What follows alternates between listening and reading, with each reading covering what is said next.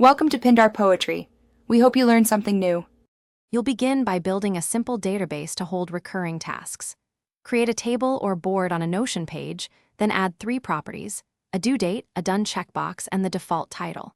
Once done, set a view that filters to show only unchecked tasks so you don't see completed items. Make sure you name properties exactly and keep the due property as date. This keeps formulas and templates consistent. Now you're ready for the first automation step. Now implement the recurrence. Add a formula property called nextDue that calculates prop due, shifted by your interval example, date add prop due, 7 days for weekly.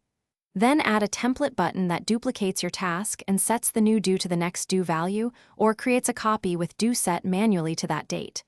When you mark done, press the template button to spawn the next instance. This avoids external integrations while keeping control in Notion.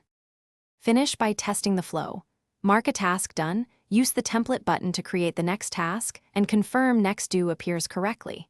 If something fails, make sure property names match exactly in the formula and that due is a date type. Small typos break formulas. If you want 0 manual steps later, connect Notion to Zapier or make to auto-create the new task when done is checked. Otherwise, this manual template button approach is reliable and easy to maintain. Thanks for watching. Consider subscribing if we helped you.